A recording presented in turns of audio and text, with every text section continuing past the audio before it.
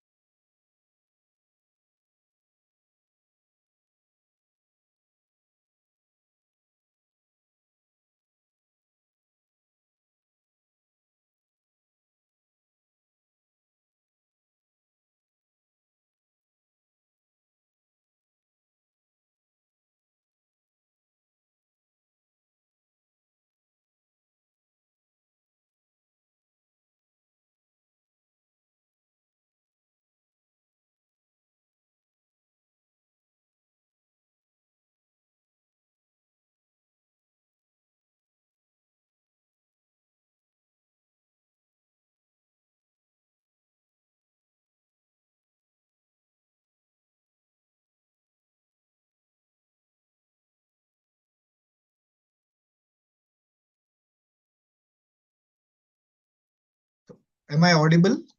Can you please confirm? Yes, sir. Yes, sir. You're audible. Yeah.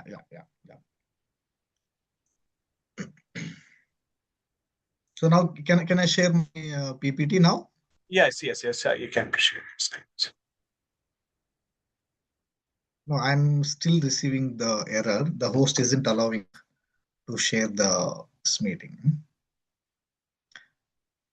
Can you just allow me to share the PPT? Yes, sir.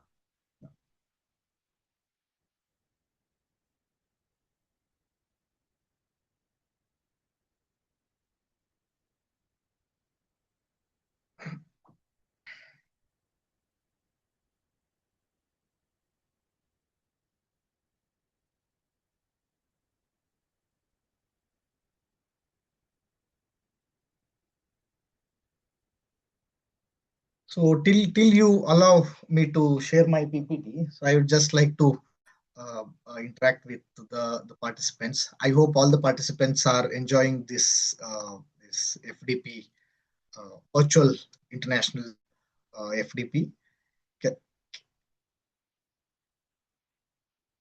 Participants can share your views. You can respond me. Are you enjoying this FDP? Yes, Hello? sir. Yeah. So till we come back to our PPT, so I would just like to engage this session with some of the questions so that we can gel well, right? So first of all, it is very difficult thing for me now because see, I have been given topic to deal with the qualitative research, and I have been kept away from my participants, right? So on top of that, I have very little time. You know? I hope all of you understand this. So can I get some quick responses from participants that what do you understand by research, or what do you understand by qualitative research? So now you can share your screen. Okay, now. I can share now. Yes. Yeah. So participants can share your views, please.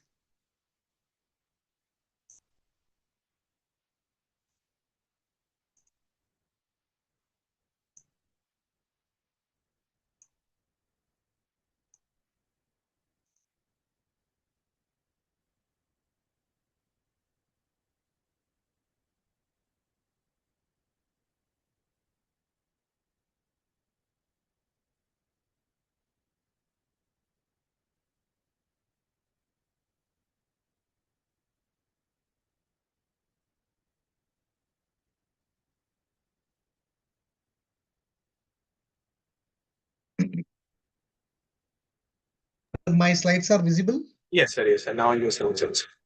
You have to Yeah, make it presentation mode. yeah, yeah, presentation mode. Yeah.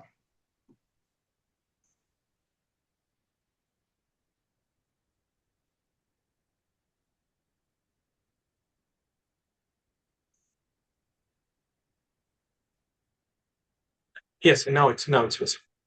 Yeah, yeah. So can I get uh, a quick response from some of the participants? What do you understand by research, and then what do you mean by the qualitative research, so that we can continue our uh, discussion. I don't think I will be here to teach you. Rather, I'll be here to show you some other ways, like how we can see. Many of those things you might be already knowing also, right?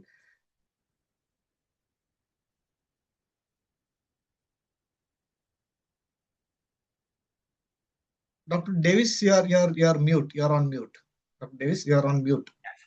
Qualitative research are used to have a deeper understanding about some problem where quantitative research won't be able to address those issues. So to address the deeper dynamics of some problem, you'll be able to explore using qualitative research. Wonderful, wonderful. So basically, our friend concentrated on the limitations of Quantitative research quantitative. will be addressed by qualitative research. Yes. Yeah, yeah, Mhm. yeah. So any other participants? Can you please share? Okay, let me put a different question now. Which one is best, qualitative or quantitative? Or else which one is good? It is based on the research question. It is based on the research question. Some questions can be addressed using qualitative methods. Some questions can be addressed using quantitative methods. Wonderful, wonderful, Mhm. wonderful. So can I consider that my participants of this session are updated with present uh, uh, descriptions of the methodology? No? Can I consider like that? Because most of the times we listen that qualitative study is subjective, quantitative studies are objective in nature. So with that, we also extend our argument saying that quantitative studies can be generalized, where qualitative studies can't be generalized, right? All these things are there, like which comes when we start reading the research methodology.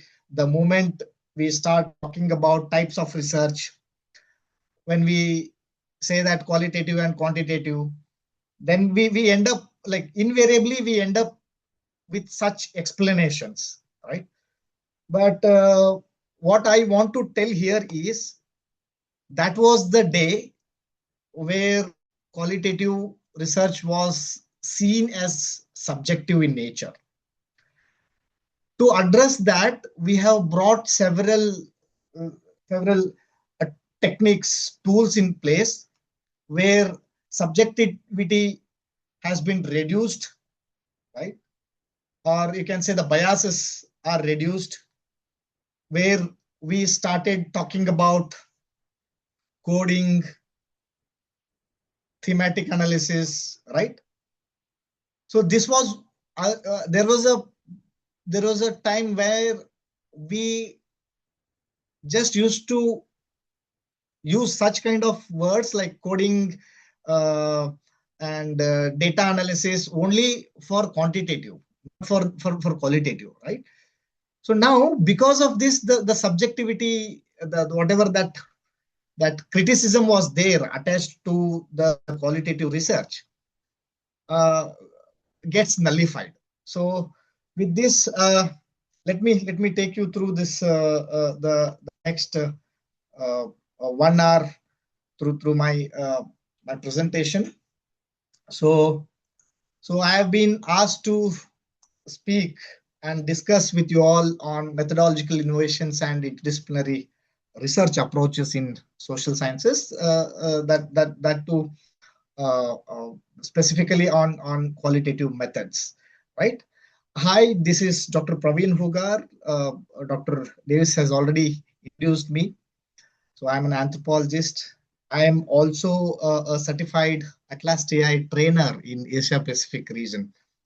I thought of giving this information which may help you all, so that you can anytime contact me back, and I can also help you in our upcoming days. No, that's what. As a researchers and faculty members, we are working in a time where societies are rapidly changing, right? So digital technology, globalization, sustainability challenges, and questions of equity are shaping the research landscape, right?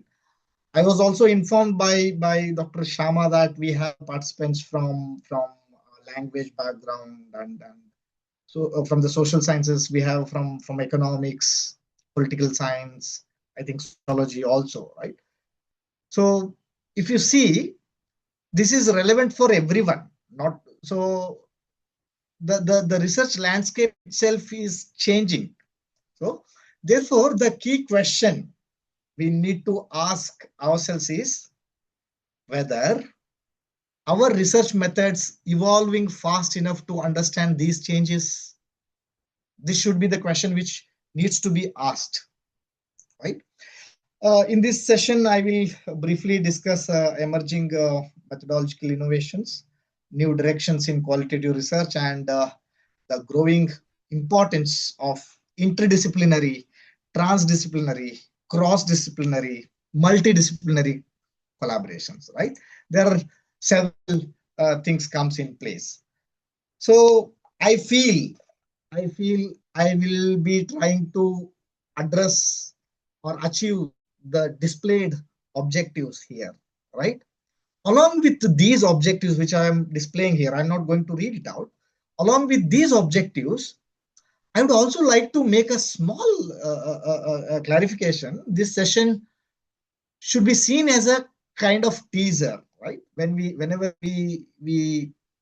uh, we talk about movies, that time there is a process, right? Teaser is a shorter version where they tease you to watch, right? Then a longer version compared to teaser is a trailer, right? Then the movie comes. So that's why I'm not claiming here that I'm going to show you a movie here, right? Because of the limitations, whatever I mentioned in the beginning of my interaction, right? So this session should be seen as kind of a teaser or introduction to methodological innovation in qualitative research, right? So qualitative methodology is a vast, and it is practically impossible to fully understand or cover it in just 1 hour. I feel each participant agree with me on this point, and anything is limited or anything is not mentioned here should be considered that in 1 hour I couldn't cover it, right? So the intention here is to initiate the thinking, expose you to emerging approaches, and stimulate curiosity about methodological possibilities, right? I'm very clear with this session. This is what I want to do. And I would also like to achieve all the objectives which I have mentioned on the screen, which you are reading now. But at the same time, I'm also taking a caveat, right? Caveat that if I am not able to complete those, I'm not able to address those things, we have to come again and again, discuss on these things, right? So the similarly, if any of you are working on research projects and would like to explore qualitative or interdisciplinary approaches further, I would be very happy to continue the conversation beyond this session. You are most welcome to reach out for academic discussions or collaborative work. And if possible, I would be glad to guide or support you in your research journey. Right? So research is always stronger when it is collaborative and interdisciplinary. And such interactions often lead to meaningful academic partnership. I hope many of you are aware about SDGs also, right? So the 17th or last SDG basically talks about partnership, right? So that 17th or the last SDG which talks about partnership is also true in case of research, whether it is a quantitative research or a qualitative research, but partnership is very much essential. Let us see how we can go ahead with this, right? So social science research today is taking place in a very dynamic and rapidly evolving environment. So I would also like to mention one point here is I am using an umbrella term as a social science because we are having participants from different disciplines. I just don't want to leave any of the departments or the disciplines which you belongs to.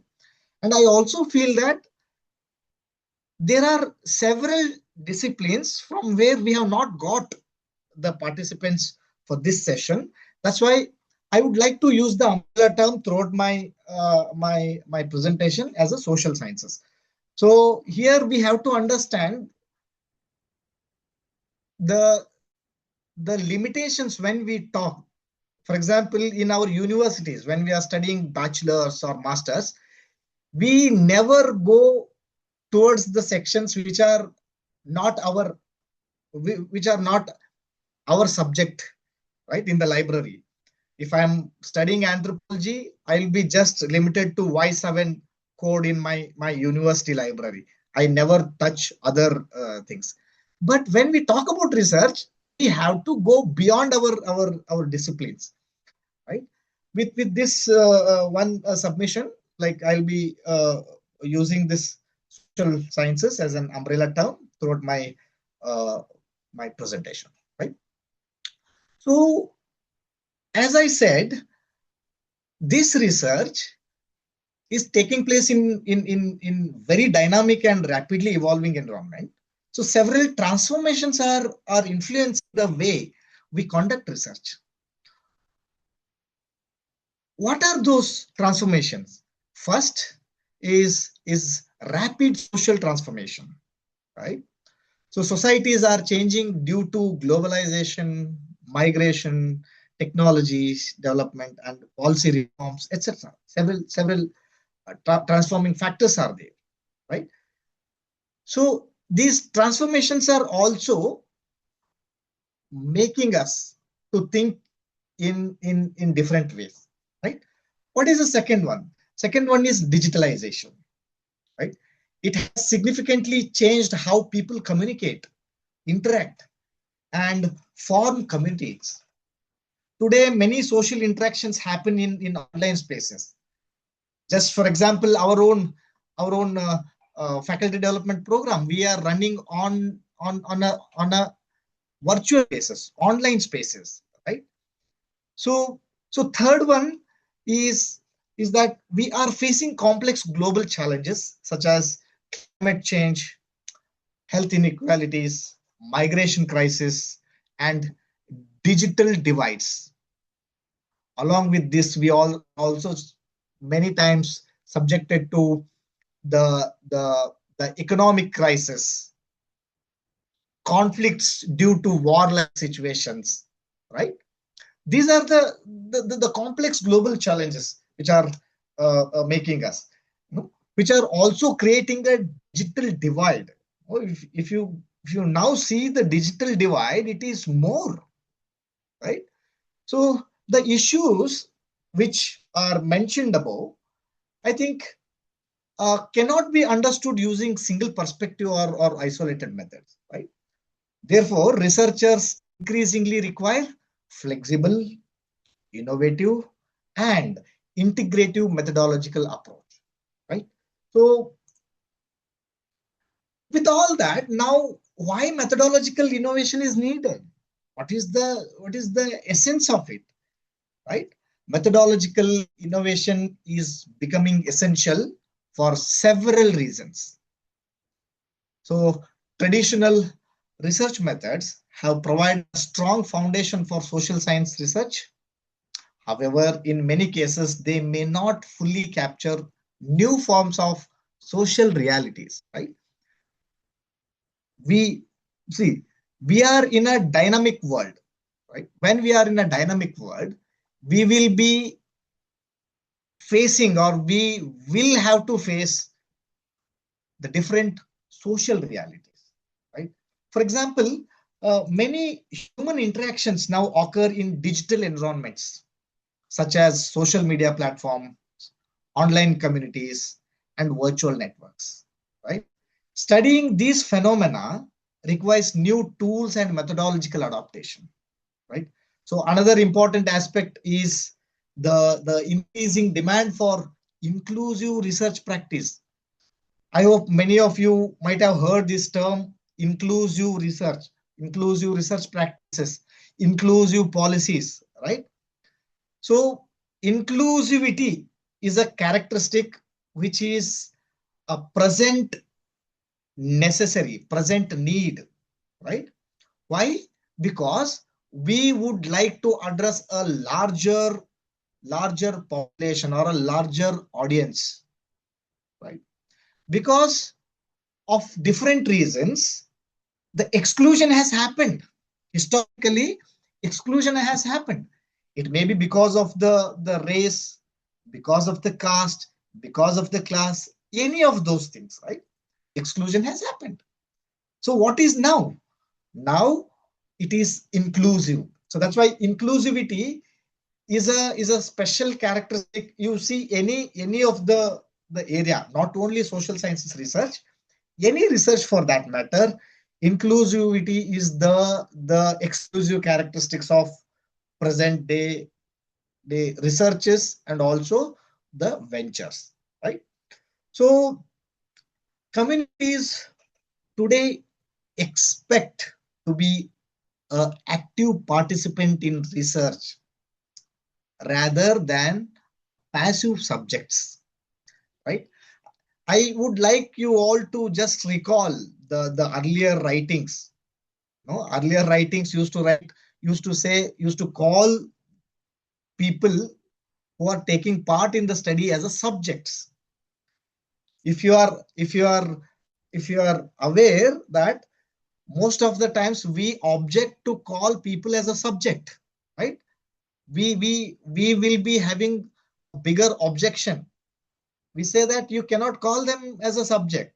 They are individuals. They are having their own opinions. They have their own feelings, right? So such kind of discussions are also there.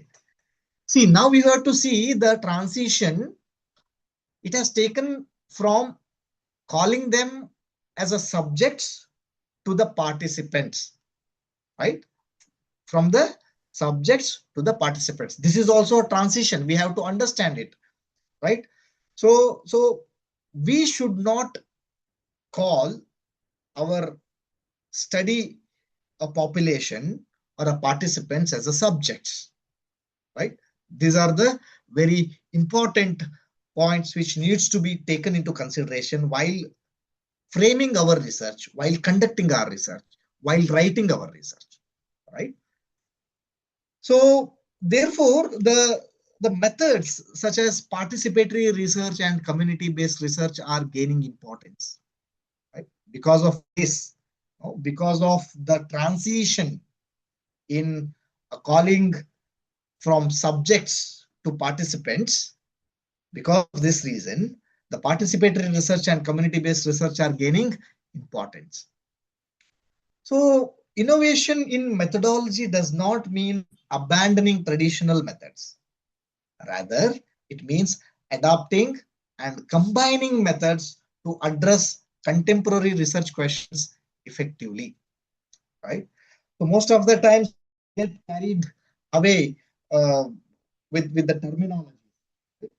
when we say innovation, specifically in qualitative research, we also use a term called nuance, right?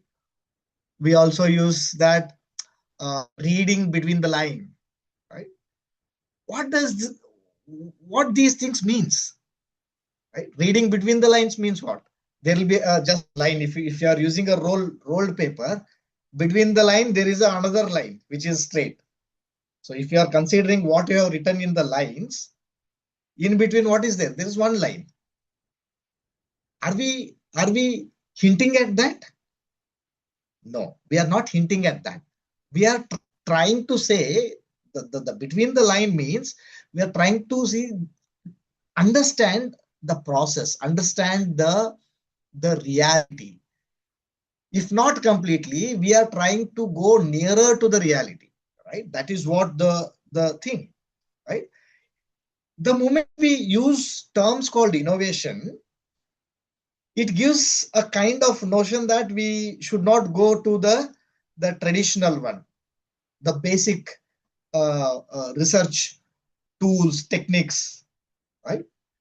That is not the idea, right? The moment we say innovation, it means adapting and combining methods to address contemporary research questions effectively, which I mentioned in my earlier discussions, right? For example, we were talking about a digital intervention, right? There was a time it was not chosen. It was not it was not a choice, right?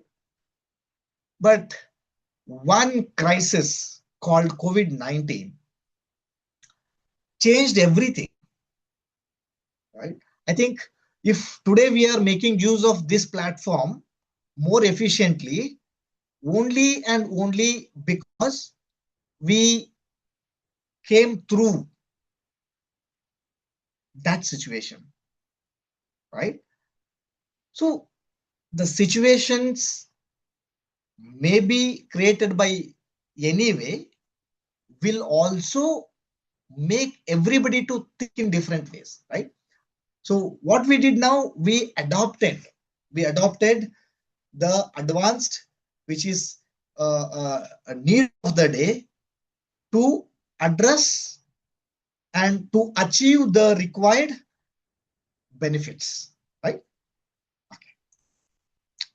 So now, if you see, the qualitative research methods remain central to understanding human experiences, perceptions, meanings, and social processes. So in the beginning, our friend mentioned that the qualitative research method will be used in the situations where quantitative methods can't answer the questions, right? What are such things? Such things are these only. Human experiences cannot be put in a number, right? Human experiences cannot be put in a number. Perceptions cannot be put in a number, right? That is what the basic divide, right? That is what the basis of classification of research methods. What is that? The research which focuses on numbers, which runs on the number, is called as a quantitative. The research which focuses on beyond numbers. What is beyond number? It's a text, it's an image, it's a song, right? It's a story, it's a narration, right? It's an interpretation. There is no number. So there is no number. So that's why we are calling it as a qualitative, right? So it remains central, right? Qualitative research methods remains central to understand human experiences, perceptions, meanings, and social processes.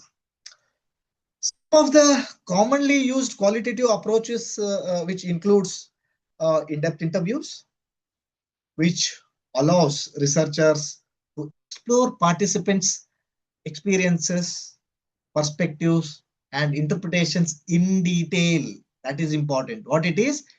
In detail. So in-depth interviews allows or equips the researchers to delve in detail That is the highlight of this, right? That is the plus point of this in-depth interviews, right? Then what is next one commonly used? That is focus group discussions, right? It provides insights into group dynamics, right? In first commonly used research, qualitative research approach, it was an individual, right? Which was talking about focusing on the individual's experience, individual's perspectives, right? But here what happens, it is about the group dynamics. Here we will be talking or focusing on the shared meanings, right? What does it mean to be? It's a shared meanings and collective experiences, collective experiences. If you take COVID-19 as an example, there are personal experiences for each one of us. And at the same time, put together all as a group, we have a collective experiences, right? Those are the shared opinions, right? That's what. So another, if not commonly used, but mainly used, another approach is ethnographic research. So I am being an anthropologist, we are more obsessed with this ethnographic research. Basically, this classical anthropologist, they say ethnographic study should be conducted at least for one seasonal calendar, or else one calendar year. Maybe for your easy understanding, I'm saying the time duration for a good ethnographic research should be at least one calendar year. What does it mean? It means we are not limiting. We want to see the community. We want to see the phenomenon through the different seasons, different situations, right? So that's why in ethnographic research, what happens?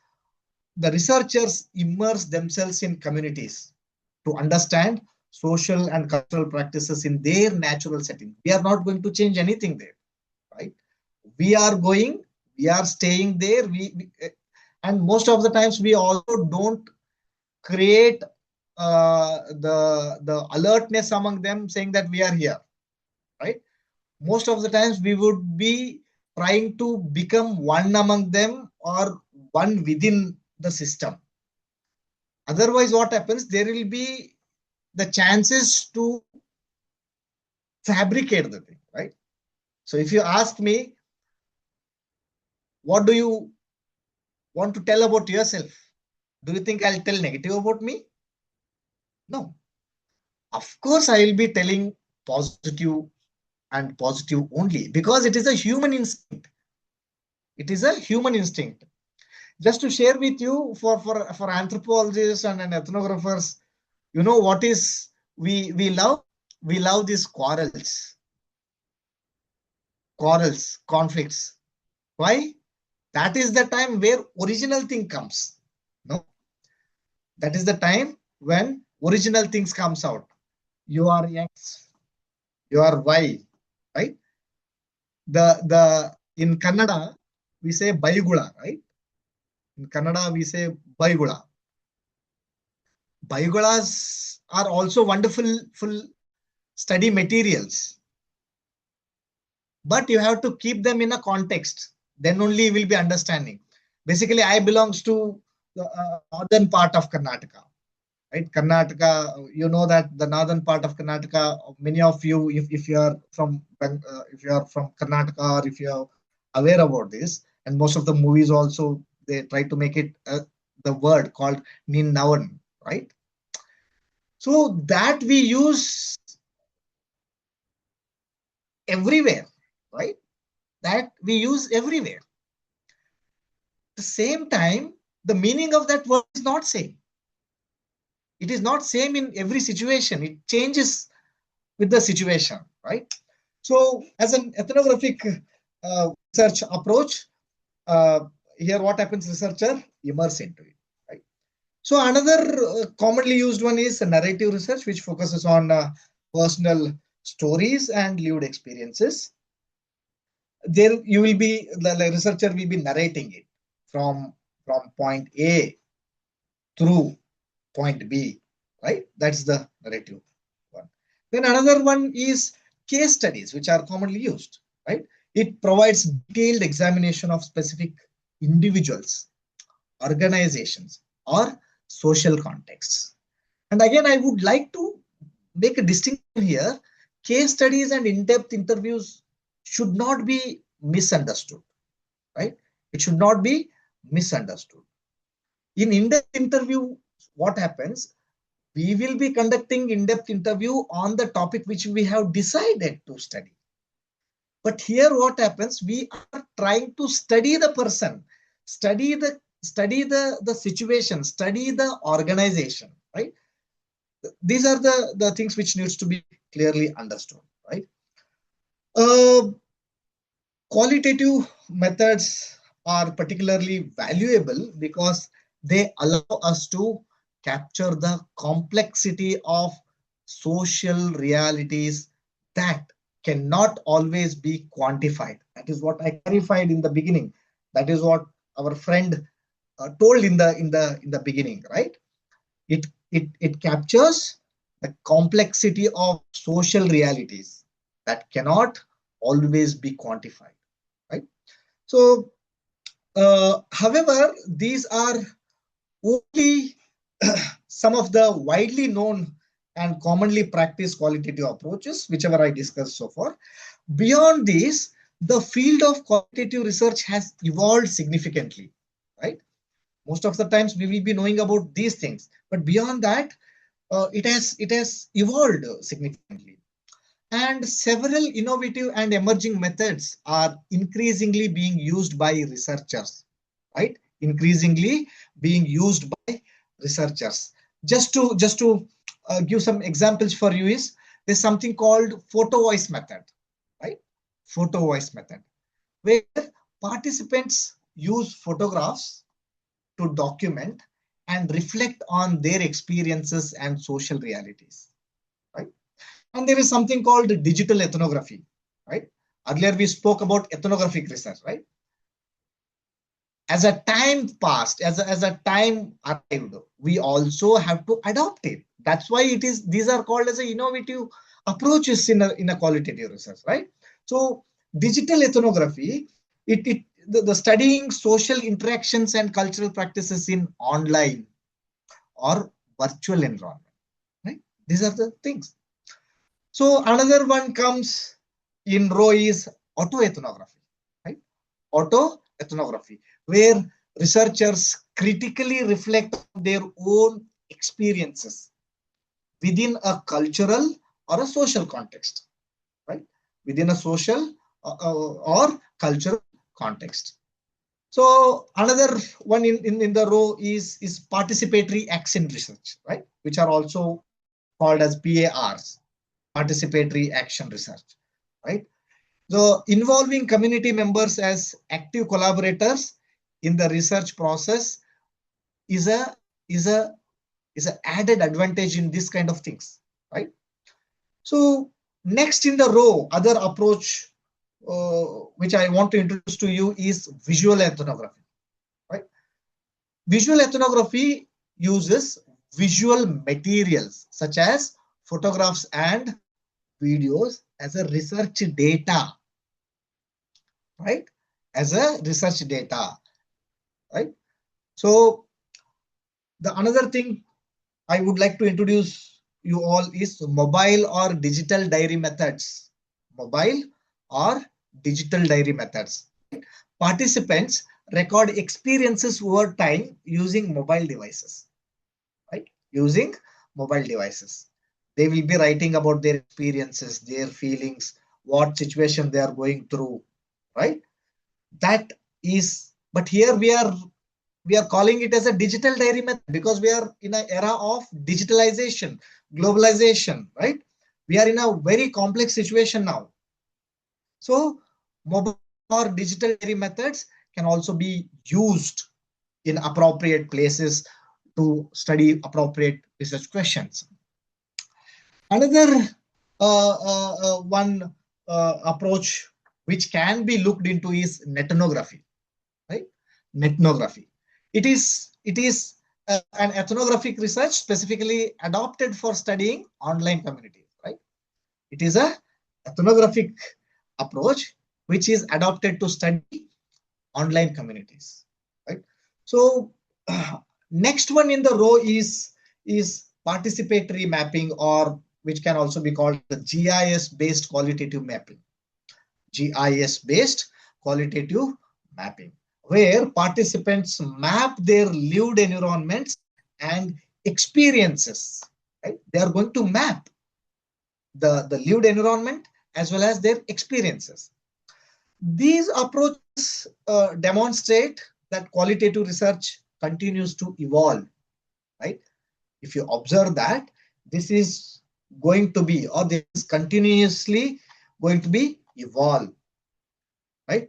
Offering innovative ways to capture complex social realities, particularly in the context of digitalization, sustainability, and social equity. I don't want to go in depth on explaining these terminologies. I hope all of you are very much aware about it. So, digitalization, sustainability, and social equity, which are also a central theme of the present FDP session, right? Uh, I am mentioning these methods not necessarily to explain in each in detail today, right? But to show the expanding methodological possibilities available for social sciences researchers.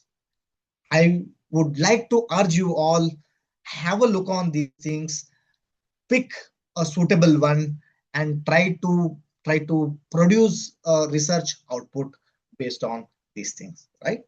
Right. Uh, with with the growth of digital technologies, qualitative research has also expanded into digital spaces, right? It has expanded into digital spaces. If you remember, what was the commonly used research qualitative research approach? That was ethnography. But because of the digital intervention, we also come into digital space, and we come with the approach called digital ethnography, right? It's just like that. You just imagine, you just recall. You have several such things. You have something called telemedicine. You have something called e-health, right? Telepharmacy, e-banking, right? Telephone banking. These all things are different elements. In other words, we are already the consumers of all these products, whatever it is coming. If you consider it as a product, we are consumers. We are making use of these things in our day-to-day life, right? So one of the emerging approach is digital ethnography, as I said, where researchers study online communities and digital interactions. Why should we study online communities? Why should we study digital interactions? If you see the definition of ethnography, if you see if you learn about that, it is a method and a methodology both within it. It is a method, it is a methodology both, which is adopted and used to study the communities, right? But due to the creation of these digital spaces, there are thousands of online communities arrived, online communities emerged. In such cases, whether it is online or on ground, communities are communities, interactions are interactions. That's why this is highly important and also fascinating field to study, right? So digital ethnography is emerging approach now. Uh, Researchers can also conduct online interviews and virtual focus group discussions, which become especially common during the COVID-19, right? It was common during that time. And many of you have already done it, right? Many of you have already done online interviews, online surveys, right? Virtual focus discussions. And I think I'm running out of time, but I'll leave the question here. Please think about it. What is the difference between uh, interview guide and questionnaire, right? Please think and get the clarity. Most of the times, we will be ending up writing our methodology in unrelated with unrelated terminologies. Maybe if time permits later, please remind me. I can explain it or I can elaborate. But just think this is a basic one. Difference between the interview schedule and the questionnaire, right? Just have it in your mind. If time permits, you ask me later. So another growing area is social media analysis, right?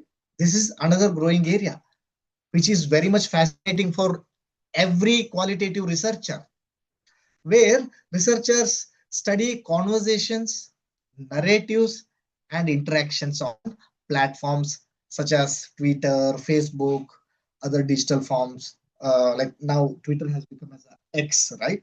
X. There are several other things, LinkedIn, right? So now, if you just see this one, if you observe this one, social media analysis also for the conversations, narratives, and interactions. These conversations, narratives, and interactions are what? They are of the experiences of the people. They are of the opinions of the people, right? They are of the individuals' personal things. They are coming there, right? That is what it is. It is having. So then, of course, wherever opinion is there, experience is there, then qualitative research is there. You have scope to do your research and produce your wonderful research outputs, right? So online communities themselves can become important research sites, especially when studying digital activism, right? Digital activism, online identities, or virtual support networks, or virtual support networks. So digital tools also help in data collection, transcription, coding, and qualitative analysis, right? Data collection, transcription, coding, and qualitative data analysis. In a single word, I can say data management, right? Data management and data analysis process can be systematized, right? So as I told, I am a certified Atlas AI trainer in Asia Pacific region, right? Atlas AI is a qualitative data analysis and data management software. Similarly, you also have other softwares. Qmax is there, and NVivo is there, right? Many such things are coming up. However, while digital methods offer opportunities, they also raise ethical questions regarding privacy and informed consent. See, any research for that matter, whether it is a qualitative, quantitative, clinical research, policy research, whatever it is, research ethics or ethical concerns of the particular research has to be given paramount attention, right? Otherwise, you may be ending up producing a wonderful piece of research output.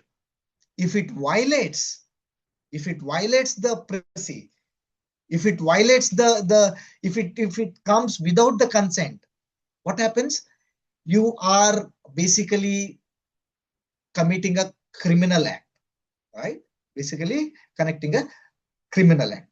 Just to remind you the presently happening thing in the world, I hope you might have watched on the YouTube about the US Congress called the Attorney General of US, where they questioned many things. In the case of this recent one file case, right? So one of the concerning question was asked by many congressmen or congresswomen of the US was this Department of Justice released some files where where the names of victims were just left in the public space, right? Victim name sir, put in the publics with knowing with intention, without intention is different case, but victims names are public. See, you should understand this, how much the privacy and consent is essential for everything, whether it is a research or policy making or executive functioning, right? That's what the power of this concept, research ethics, which we need to give paramount attention for that, right? So another important methodological innovation is the use of participatory research approaches. One widely used approach is participatory action research, PAR, participatory action research. In participatory research, community members are not simply research subject. As I told in my earlier discussion, they are just not a simply research subjects. You cannot treat them as some materials. You cannot treat them like a mobile, your table, your books. They are not a subjects. Instead, they actively participate in the research process, including identifying the problems. What? They will be participating from the beginning, which also includes identifying the problems, collecting data, and interpreting results. Why they are in interpreting result stage? Because they are the experts. Oh, the person who is experiencing or going through the situation is the best expert. So now the transition of that person from subject to participant or a partner in the research changes whole dynamics, right? This approach helps ensure that research is socially relevant and grounded in real experiences, right? This approach helps ensure that research is socially relevant and grounded in the real experiences. That's the thing. So participatory methods are especially valuable when working with marginalized or vulnerable populations, right? When you're working with marginalized or vulnerable population, they are valuable because they allow communities to express their own perspectives and priorities. This is very important, right? They allow communities to express their own perspectives and also the priorities, right? Just to touch upon this, a development for you may be different and development for me may be different. If development for you, right, is considered as a double lane road, for me development may be, if I am getting 3 times nutritious food, that is development for me. That's why your priority and my priority, your definition of the concept and my definition of the concept are going to different, right? That's why it is highly needed to see the perspectives and priorities of the marginalized and valuable population, which will be possible only through the participatory action research, right?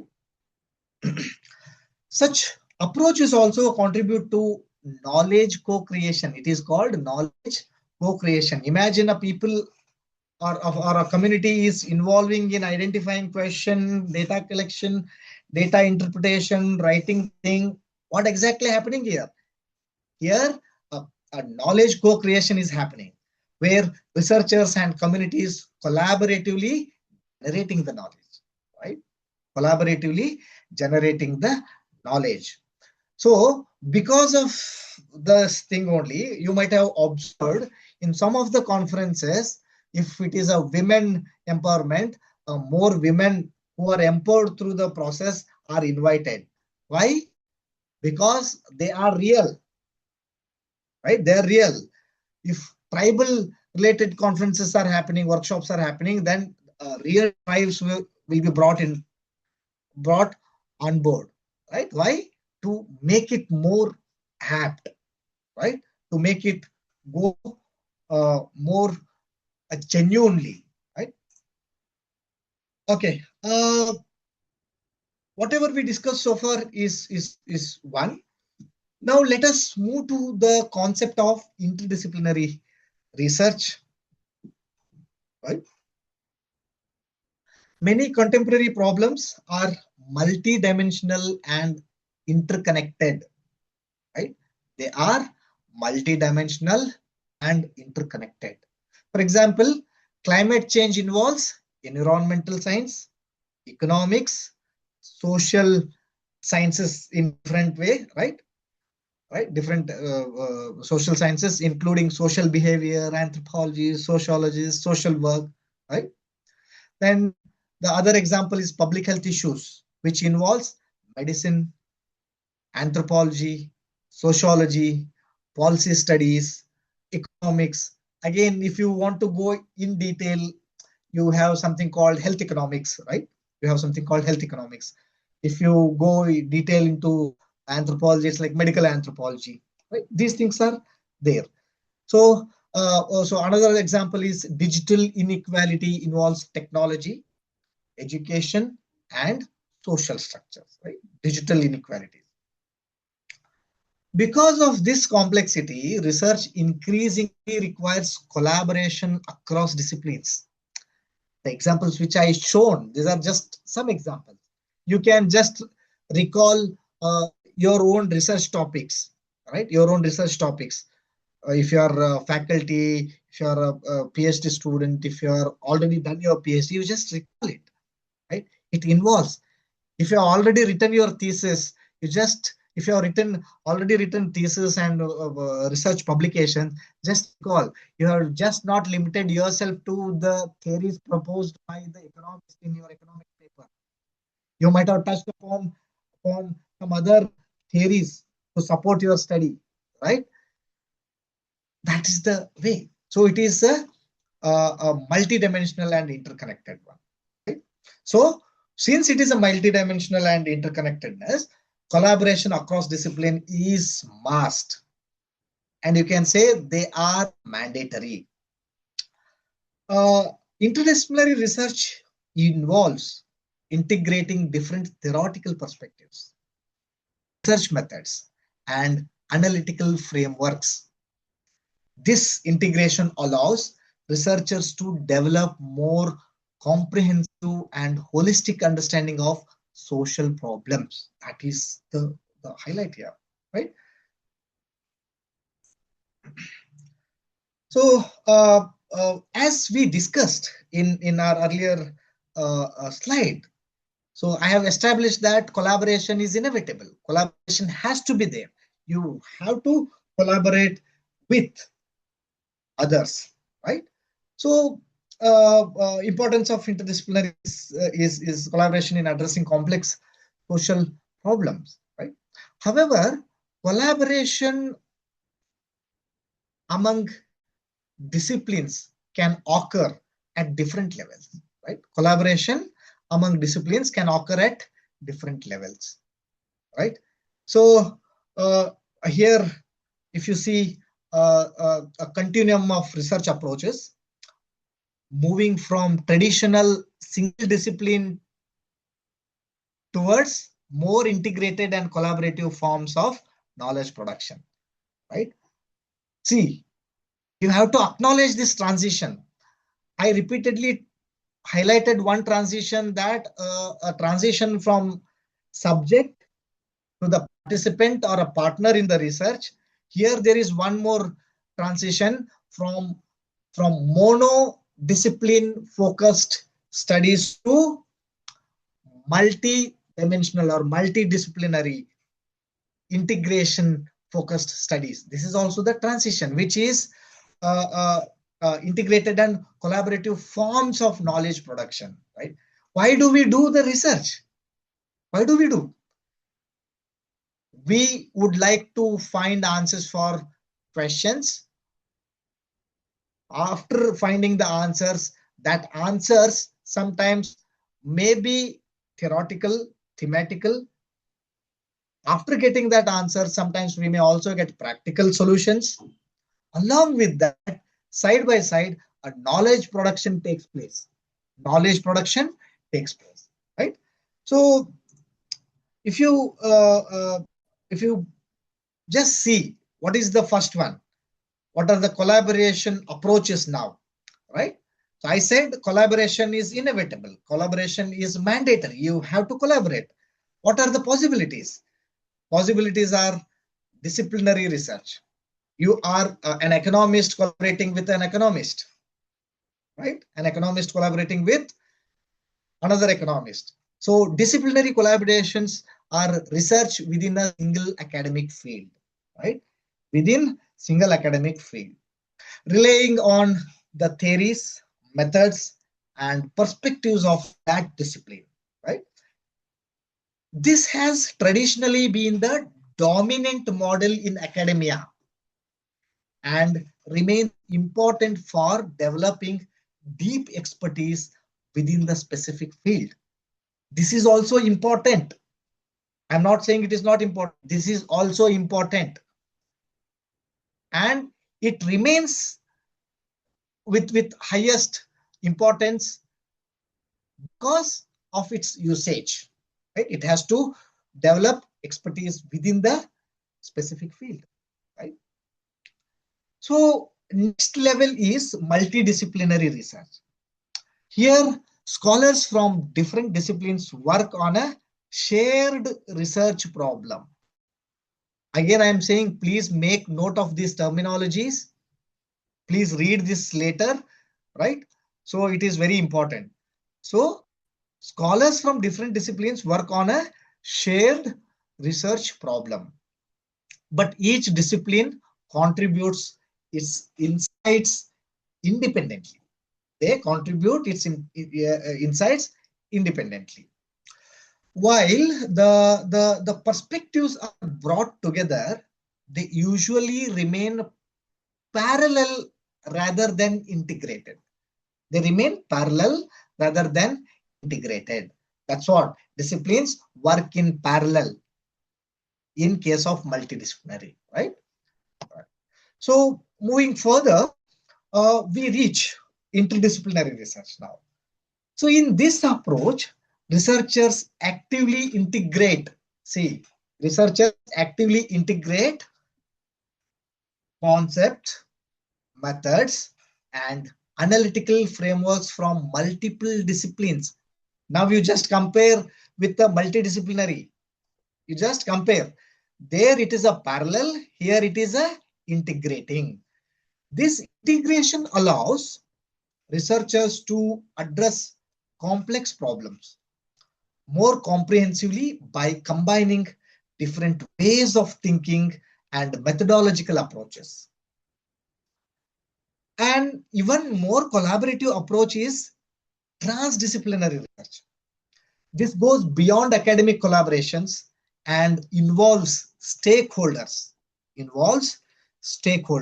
See here, in this case, it breaks the disciplinary boundaries, right? It is just no more economist and anthropologist, sociologist.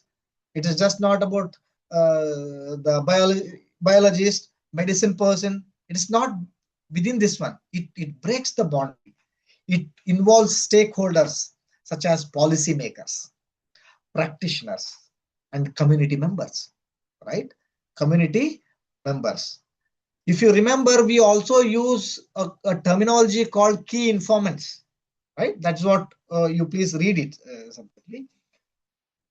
That's in fact, that is a part of your transdisciplinary research, right? You're crossing your disciplinary boundaries, right? But whether if it is a multidisciplinary, interdisciplinary, you are within your disciplinary boundaries. But here you are going beyond, involving stakeholders such as policymakers, practitioners, and community members, right? The aim is not only to generate knowledge, but also to co-produce solutions that can address real world societal challenges. You have to choose your approaches of research, what exactly you're trying to address, right? If you are trying to address real world societal challenges, then transdisciplinary approach is is is best. It addresses your query. So finally, we have cross-disciplinary research where one discipline is examined through the, the perspective or tools of another discipline. For example, applying economic analysis to cultural phenomena, right? Applying economic analysis to cultural phenomena, or using psychological frameworks to understanding political behavior, right? So overall, these approaches represent increasing level of integration and collaboration. I am highlighting integration and collaboration, reflecting how modern research is evolving to address complex and interconnected societal issues. Right? This progression also highlights why interdisciplinary and transdisciplinary approaches are becoming increasingly important in contemporary social science research. I think this demonstrates well, right? So understanding this different levels of disciplinary integration helps researchers choose appropriate collaborative approaches. That's what I said.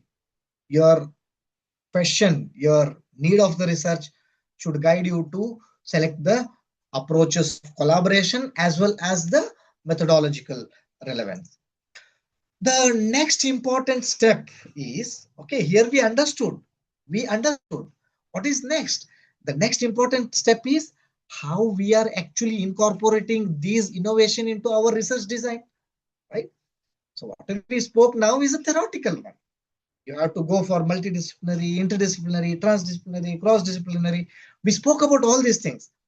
How it has to be practically incorporated. Then only it becomes innovation, right? If just we write and leave the proposal, there is no point in it. The proposal which we wrote has to be implemented in the field, and the expected results which we have written in the proposal has to be gained out of it, right? Now see, applying innovative methods in research design. That's what the next point here, right? When designing research projects, researchers can incorporate methodological innovations through several steps, right? Through several steps. First one is, it is important to clearly define the research problem, right? What is your practical point here? How you will be applying innovative methods in research design? Through clearly defining the research problem. That is the first step. So second step is, researchers should identify which disciplines may provide useful insights, right? It is also highly important. And very second step, that you have to identify the disciplines. Third step is, select appropriate qualitative methods that align with the research objective. This is the third stage. Fourth step is, consider integrating digital tools and technologies wherever it is appropriate. Please don't avoid using technological interventions in your studies. Wherever it is applicable, wherever it is appropriate, please make use of existing technological interventions that helps you, right? So finally, researchers should use triangulation. Please make note of this terminology, read about it. This itself takes more time to clarify you. It has a different types of triangulation and all. Please take note of this terminology for your reference and for your further readings. Researchers should use triangulation, which means combining multiple data sources or methods to strengthen the validity of research findings, right? It gives you the validity of research findings. At the same time, researchers must maintain reflexivity, meaning they remain aware of their own positionality and influence in the research process. Reflexivity has to be clearly mentioned. What is my position? I would just like to attract your attention on a point, because you might have already done such things. So which will be easy to understand this reflexivity. Whenever you are, if you are invited to review articles, imagine you are invited to review the article. If you click on the agree, then there will be some questions asked, right? There will be some questions asked. One of such question is there any relationship between any of the authors listed on the paper? Any kind of relation, like colleagues working in the same institution, friends, right? Worked for other research in recent 2 years, any such relationship, financial relationship, professional relationships. That will be one of the question where you have to clearly mention it. If yes, you have to say yes. If no, you have to say no. It makes your stand clear. Why? Because what is one of the research's characteristic? Transparency. Transparency. By doing this, what you are making? You are making your process transparent. And there will be another question invariably asked: are there any conflict of interest? That question will be there. These are the things which, some of the things which will be the part of your reflexivity, right? Practically, which you are facing or which you will be feeling, which you will be going through, right? So that is what the reflexivity, nothing big one, right? You have to clarify your positionality. Even if you see in YouTube also, just I'm taking you away from the, but it is not completely away. If you see the YouTube, in between there will be some advertisements will be coming, and if you see the description, it will be showing that paid ads are involved in this video. Paid ads are involved in this video. It means they are first itself, they are clarifying you. It has a paid one. To put this, to place the advertisement, I have taken money, right? So whole responsibility they are putting on you. That is the disclosure of positionality. That is what the reflexivity, what the term we call, right?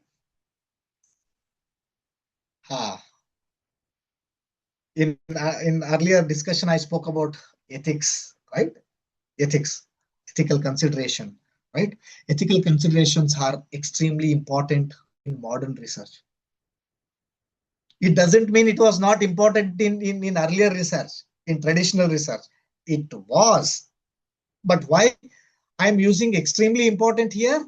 Because we are going with technological interventions, right? Because we are going to utilize digital platforms to conduct our research, collect the data, right? Then there is all possibilities, right? There are all possibilities of facing the issues such as privacy of participants, informed consent, data protection and confidentiality. All these things comes, right? Just I would like to again attract your attention on one of the regular experience which you and me have. If you find any app, if you want to download any app, the moment you download app in your mobile, you are going to give allow. What is that you are doing? You are basically giving permissions, right? What is this? It is their ethical stand, right? The application prepared by some people, they are clear. They are saying, sir, I have disclosed everything. It has been allowed by the customer, the person who wanted to use. You are giving the permission to utilize your gallery. Yes. It means you are permitted them. What does it mean? It means they are having all ethical rights to use it. They are not violating, right? The same thing here it is, like privacy of the participants, data protection and confidentiality. All these clause will be there even in the application which you are downloading in your mobile, right? That is such an important thing. Right? Researchers must also ensure responsible use of digital data. Another key aspect is cultural sensitivity, especially when working with diverse communities, right? When you are working with the diverse communities. Ethical research practice help maintain trust between researchers and participants, which is fundamental for producing credible and responsible research. Right? This is a cornerstone of even traditional research also. Right? In anthropology, we take more time. We have a steps also. In fieldwork also, we say that rapport building. Right? You have to build your rapport. That is the accepted in the methodology itself. For that itself, time takes, right? Rapport building. So when it happens, when it was important in traditional research process, then it is highly important and very relevant in modern research also. So to conclude, uh, methodological innovation is becoming increasingly important in social research. There is no second thought on it. Emerging qualitative methods, digital research tools, and participatory approaches are expanding the possibilities for understanding complex realities. At the same time, interdisciplinary, transdisciplinary, multidisciplinary, all the different levels which I discussed earlier, collaborations allows researchers to address multi-dimensional challenges in more comprehensive and meaningful way. Right? However, while discussing innovations and new methodological approaches, it is equally important to go back to the basics of the research methodology. I am reminding, I am reminding, I am reminding again and again that going back to basics of the research methodology is is paramount. That's why in between I told that if you want, you can take a note of this terminology so that you can read. This is the part which I asked one of the question earlier, the difference between questionnaire and interview schedule. It's a basic which decides whether your proposal should be accepted or rejected, whether your paper should be accepted or rejected, right? Yeah, that's the thing. So going back to the basics of the research is paramount. It is still having the relevance. A strong foundation in a core principle of research design, qualitative inquiry, ethical practice, and analytical rigor remains essential. Only when we clearly understand these fundamentals, we can meaningfully adopt and apply innovative or advanced research methods. I don't know if I am not strong enough in my basics, then forget that the usage and adaptability of innovations or advanced things in my research, right?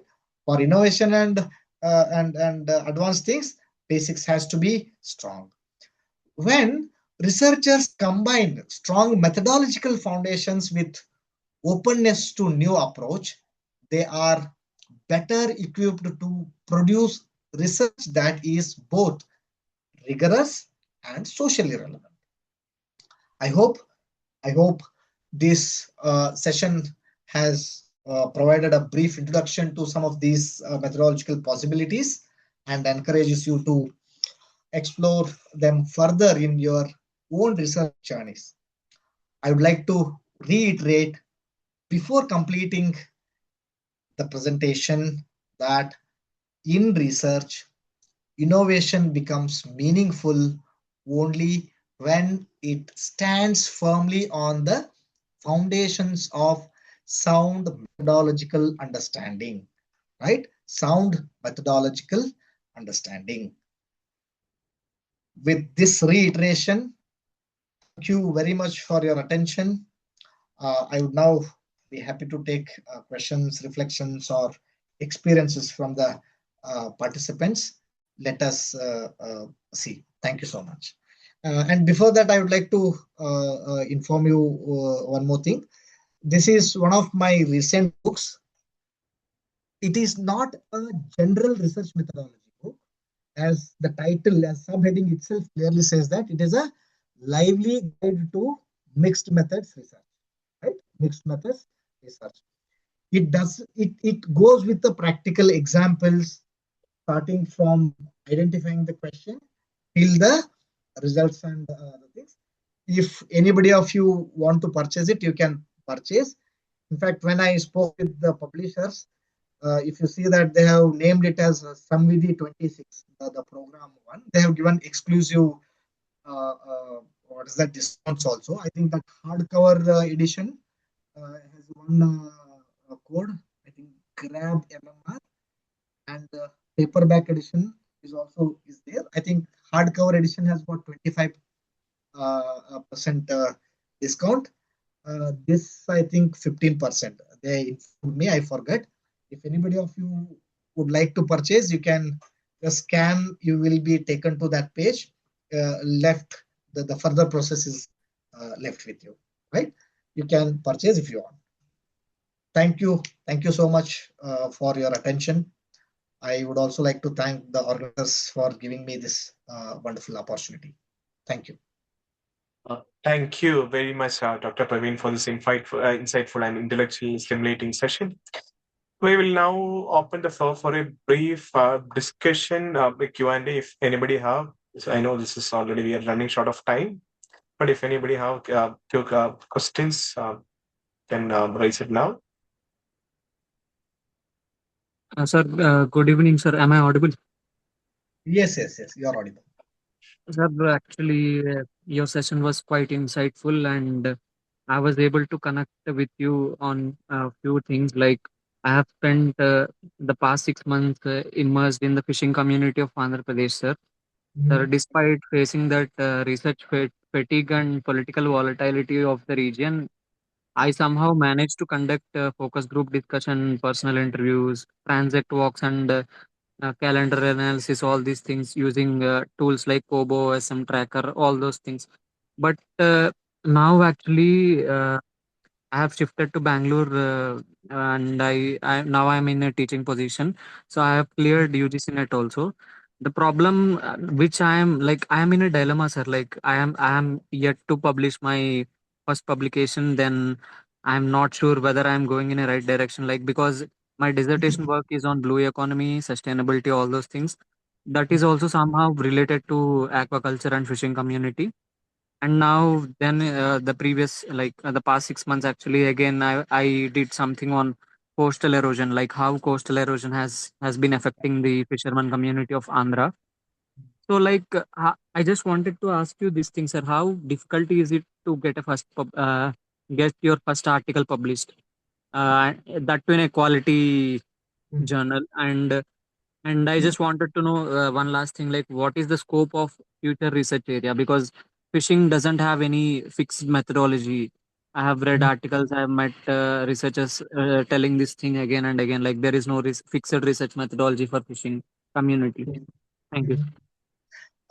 Actually, there are multiple things. First of all, on my behalf and all the participants and organizers' behalf, I congratulate that you have qualified UGC net and you are now in teaching profession.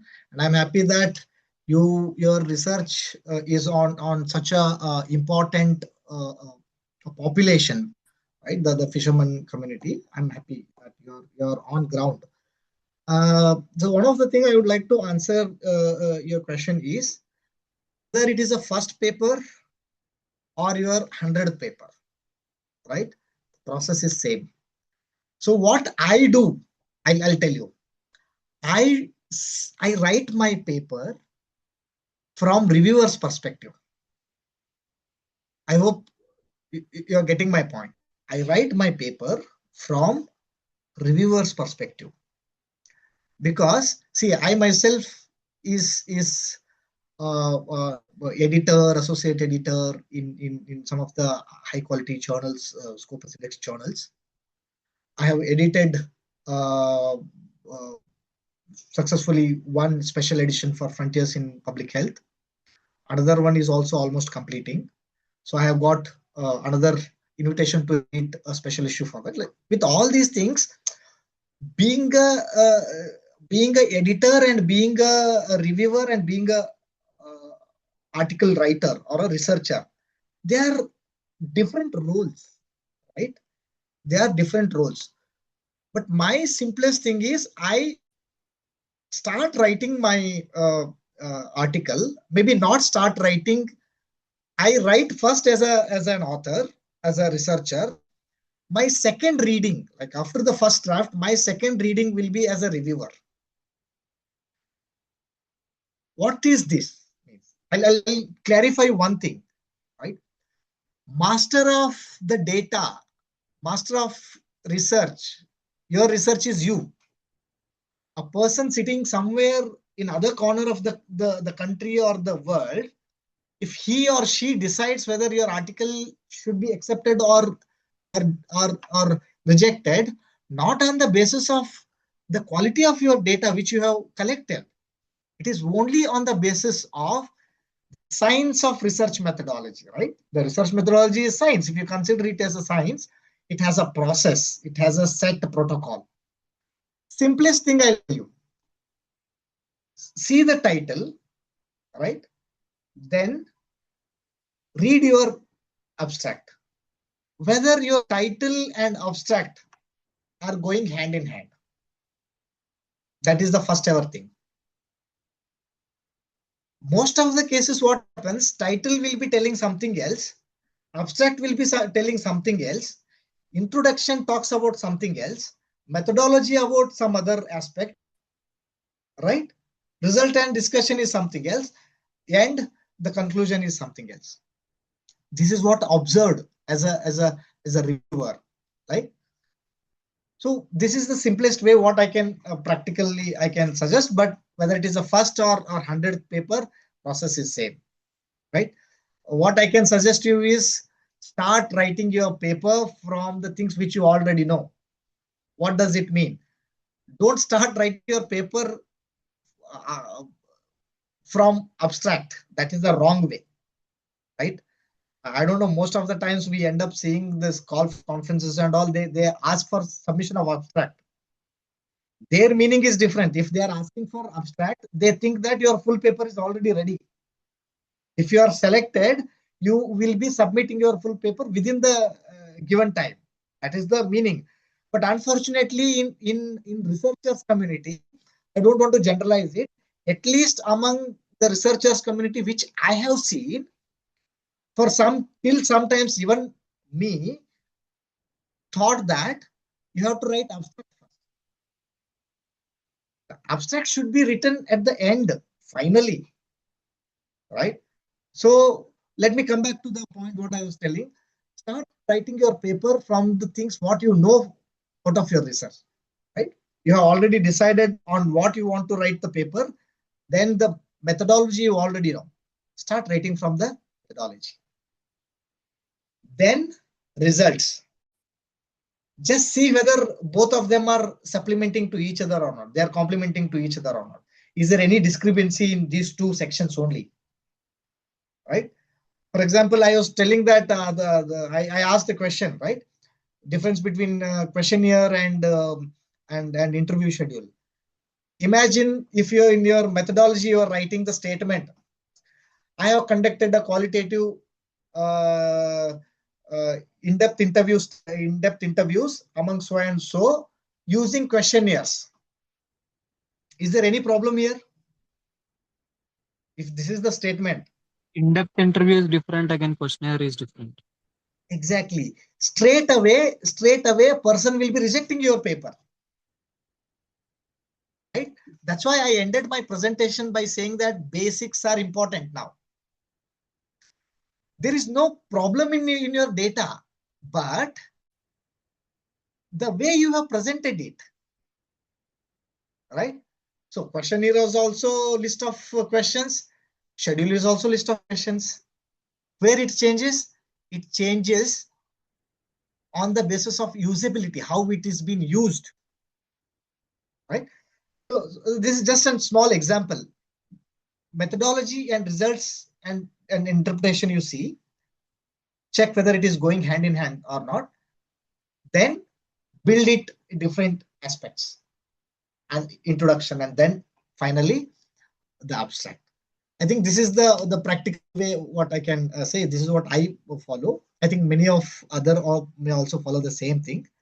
You can also try following it, but try to focus on one aspect in one paper. Don't complicate it. That is what my suggestion to you. Maybe we can speak some other time on this. Right? Did I miss anything else? I think two things I clarified: paper and yeah, methodology, right? I will suggest you to conduct a scoping review. So now you said there is no fixed methodology, right? Fixed methodology to conduct research on fisherman community. So now then I would like to know which all methodologies are predominantly used to conduct study on fishermen. You conduct a scoping review. Through that, you will come to know which all methodologies are used. Then you will also get clear-cut way which are the possible methodology or methods, tools, techniques can be implemented, used in research. That becomes your contribution, right? I hope my suggestion, you got it clear. Thank you so much, sir. Welcome. Thank you, sir. Thank you once again, Dr. Praveen, for sharing your valuable insights with us. I also extend my sincere thanks to all participants for your active presence and engagement. The feedback form is shared with you in the chat box. I will be shared in the chat box and in the WhatsApp group. Kindly fill the feedback form now itself. We look forward to seeing you once again tomorrow for the next session of SAMVIDHI. We will be focusing where we'll be focusing on the quantitative methods in social science research. Have a pleasant evening. Thank you, everyone. Thank you. Shall I leave? Sir, yes, sir. Take care, sir. Thank you very much.